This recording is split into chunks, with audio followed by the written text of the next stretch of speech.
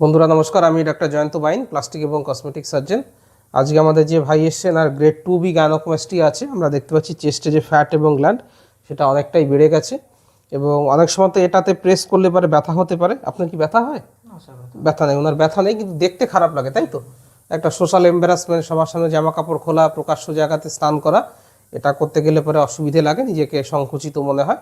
সেই জন্য আমরা এই সার্জারিটা আজকে করবো। তো এটা যেহেতু কসমেটিক সার্জারি, আমাদেরকে খেয়াল রাখতে হবে যাতে ওনার কোথাও বিশেষ কোনো দাগ না হয়, যাতে বোঝা না যায়, সেটা আমাদেরকে বিশেষভাবে নজর রাখতে হবে। সেই জন্য আমরা যেটা করব, ওনার বগলের দিয়ে, এইখান থেকে বগলের মধ্যে দিয়ে পুরো এরিয়াটা লাইপোসাকশন করব এবং এই নিপিলের তলায় ছোট্ট একটা গোল কাট করে আমরা গ্ল্যান্ডটাকে বের করে নিয়ে আসবো।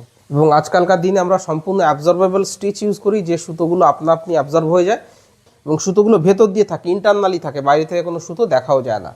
তাহলে আমরা এইভাবেই সার্জারিটা আজকে করবো। তো যেহেতু চেস্টে দুটো জিনিস থাকে, একটা হচ্ছে মাসল আর একটা হচ্ছে ব্রেস্ট টিস্যু, আমরা মাসলটাকেও মার্ক করব, আমরা ব্রেস্ট টিস্যুটাকেও মার্ক করব। তাহলে চলুন মার্কিংটা আপনাদের দেখাই।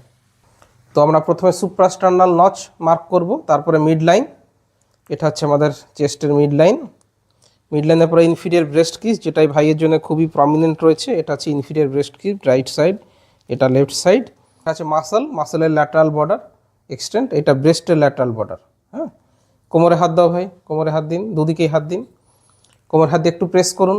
হ্যাঁ, প্রেস করলে পরে মাসলের ওপরে ব্রেস্ট টিস্যুটা কিন্তু আলাদাভাবে ফুটে উঠছে। আবার হাতটা লম্বা করে দিন।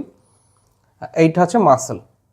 তো এইটা হচ্ছে মাসলটাকে আমরা স্কোয়ার মার্কিং করব এবং আমাদের খেয়াল রাখতে হবে সার্জারির সময় যাতে মাসলে কোনো রকম ইনজুরি না হয়। আমরা মাসলটাকে স্কোয়ার মার্কিং করব এবং ব্রেস্ট টিস্যুটাকে রাউন্ড মার্কিং করব, কারণ একবার শুয়ে পড়লে পরে এটা কিন্তু এত ভালো বোঝা যায় না, চেস্টটা অনেক ফ্ল্যাট লাগে। তেমনি উল্টো দিকে আবার মাসলের ল্যাটারাল বর্ডার মার্ক করব, ব্রেস্টের ল্যাটারাল বর্ডার মার্ক করব, কোমরে হাত দিন, হালকা প্রেস করুন। তাহলে ব্রেস্টটা ফুটে উঠছে। আবার লম্বা করে দিন হাতটা, এটা মাসলের আপার বর্ডার।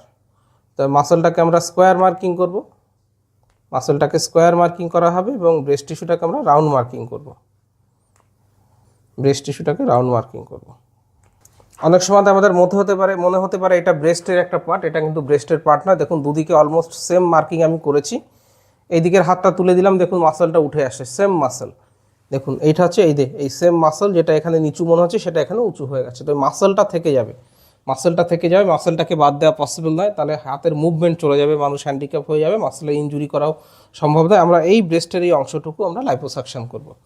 একটু সাইড হয়ে যান ভাই। হ্যাঁ, এই যে দেখতে পাচ্ছেন উঁচু অংশটা, এই জিনিসটা চলে যাবে, এই জিনিসটা চলে যাবে, এই জিনিসটা চলে যাবে, প্লাস সাইডেও যতদূর লাইপোসাকশন করা পসিবল আমরা সেটা করব। তো গাইনোকোমাস্টি সার্জারি আমরা জেনারেল অ্যানাস্থেসিয়াতে করব, তারপরে আমরা টিমিসিন ফ্লুইড দিয়ে জায়গাটাকে নরম করে নেব, ব্লিডিং হবে না, সার্জারি পরে ব্যথা হবে না।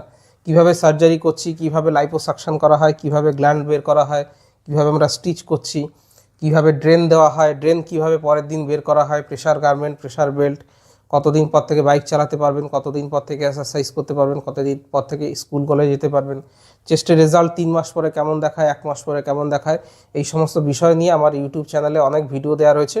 সেই ভিডিওগুলো দেখতে পারেন, অনেক ইনফরমেশন পেয়ে যাবেন। আর যদি আপনার কোনো বক্তব্য থাকে নিচে কমেন্ট বক্সে এসে কমেন্ট করবেন, আমি প্রত্যেকটা কমেন্টের উত্তর দিয়ে থাকি। আর নিচে আমার হোয়াটসঅ্যাপ নম্বর দেওয়া রয়েছে, সেখানে চেস্টের ফটো পাঠিয়ে দিলে বা কোনো কোয়ারি পাঠালে পরে সেটা কী করতে হবে, কত খরচ হবে, সমস্ত ডিটেলস বলে দেবো। ভিডিওটা ভালো লাগলে লাইক করবেন, শেয়ার করবেন, চ্যানেলটা সাবস্ক্রাইব করবেন। ভিডিওটা দেখার জন্য ধন্যবাদ, নমস্কার।